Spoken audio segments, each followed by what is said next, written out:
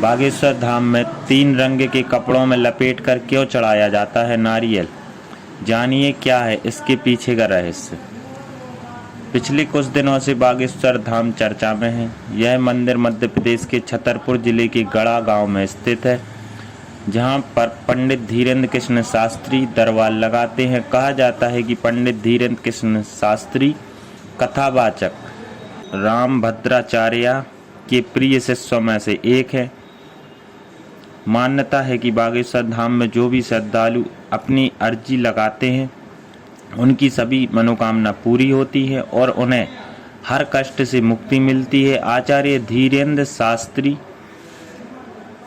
यहाँ पर भगवान बालाजी का दरबार लगाते हैं और अनजान लोगों को उनके नाम से बुलाकर एक पर्चे में लोगों की समस्या भी लिख देते हैं। आइए जानते हैं बागेश्वर धाम से जुड़ी कुछ खास बातें। क्या है बागेश्वर धाम मंदिर का इतिहास? बागेश्वर धाम मंदिर बालाजी का पुराना चमत्कारी मंदिर है। यहाँ पर हनुमान जी के सामने भगवान भोलेनाथ की प्रतिमा मौजूद है। कहा जाता है कि 20 से 30 साल पहले करीब 1986 में इस मंदिर का निर्माण हुआ था, जिसके बाद वर्ष 1987 में यहाँ संत सेतु लाल जी महाराज का आगमन हुआ था, जो आचार्य धीरेन्द्र कृष्ण शास्त्री के दादाजी थे।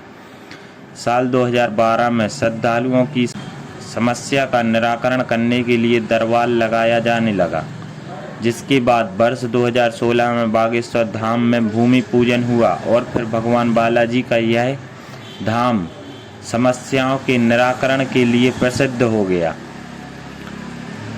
इस मंदिर में मंगलवार को भक्तों की भीड़ उमड़ती है और लोग बालाजी के दरबार में अपनी अर्जी लगाते हैं। यहाँ पर पर्ची लगाने की प्रक्रिया बेहद सरल है।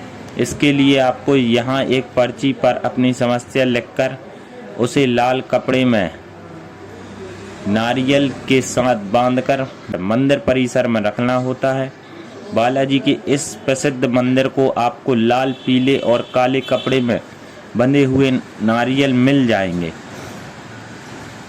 मान्यता है कि अगर आपकी अर्जी सामान्य है तो लाल कपड़े में नारियल बंधे होंगे। इसके अलावा अगर आप शादी विवाह से जुड़ी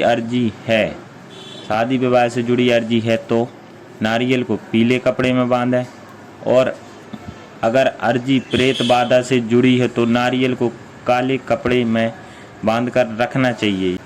यह भी कहा जाता है कि अगर आप यहां आकर अर्जी नहीं लगा सकते तो अपने घर पर ही पूजा स्थल में नारियल के साथ अपनी अर्जी लगा सकते हैं।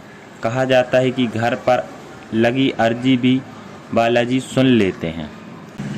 अर्जी स्वीकार हुई है या नहीं हुई है, ऐसे पता लगाएं। आचार्य धीरेन्द्र शास्त्री के अनुसार अगर आपने सच्ची श्रद्धा से अर्जी लगाई है और आपकी अर्जी स्वीकार हो गई है तो आपको सपने में लगातार 2 दिन तक बंदर दिखाई देंगे। केवल एक दिन बंदर दिखाई दे तो यह माना जाता है कि अर्जी पहुंच चुकी है। वही अर्जी के स्वीकार होने पर घर के किसी सदस्य को सपने में 2 दिन लगातार बंदर दिखाई देंगे। इसके अलावा अगर आपकी अर्जी स्वीकार ना हुई हो, यानी कि आपको सपने में बंदर ना दिखे, तो फिर से मंगलवार को ये उपाय कर सकते हैं। कहा जाता है कि इन उपायों को 2 से 3 मंगलवार तक दोहराने से आपकी अर्जी अवश्य स्वीकार होगी।